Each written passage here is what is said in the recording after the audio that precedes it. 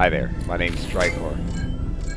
Today I'd like to show you and talk about how we take out the shield generators on an Imperial Star Destroyer.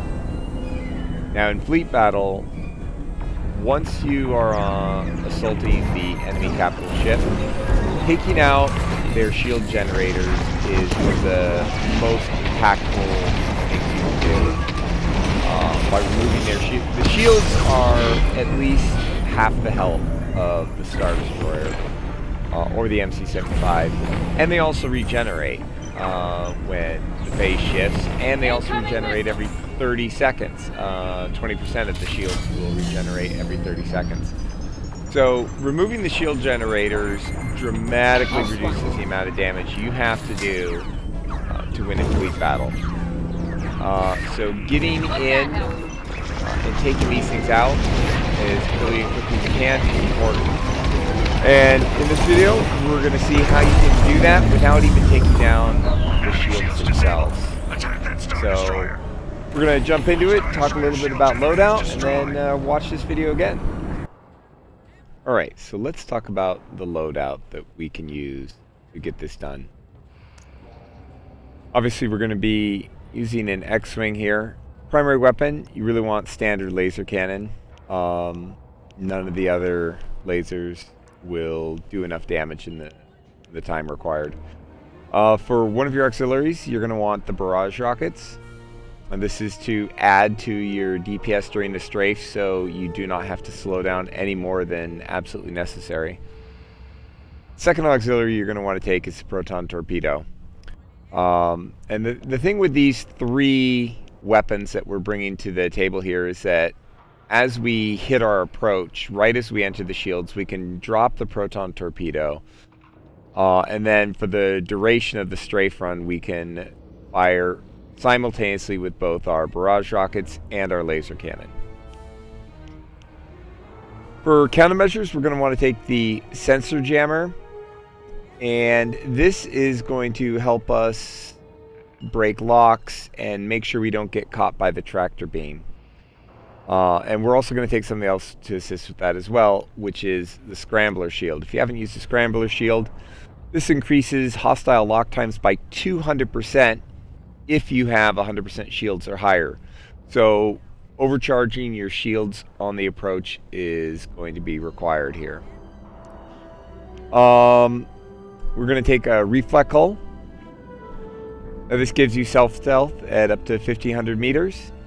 This will help you avoid detection as you make your approach.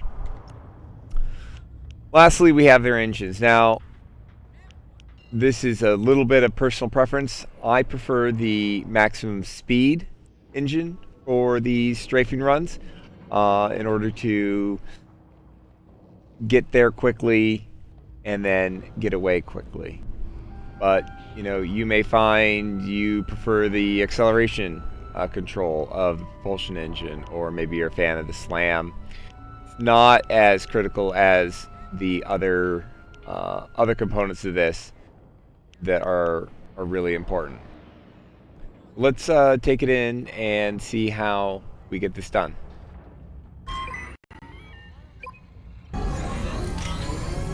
Alright, so here we are. First thing I'm going to do is charge my shields. Once that's done, I'm going to flip back over into weapons. We want to get our weapons as charged as possible for this run to get that extra 25% damage boost. Once I have that pumped, I'm going to flip into engines. And as I come into this approach, what I'm trying to do is I'm lining up that shield generator with the notch in the side of the Star Destroyer. And we want to get on this vector in a straight line fairly early, because you want to get your lock or your proton torpedo on that shield generator. Here we come in, we boost a little, then I slam the throttle way back. You see that proton torpedo come out, we're dumping barrage rockets, laser fire, everything into this. Boom, down it goes. Back over to engines, we boost away. Now what we're going to do is we're going to make an immediate turn here. Once we're far enough away and back towards the front and below the Star Destroyer, and take out the other shield generator. You'll see our proton torpedo is already ready.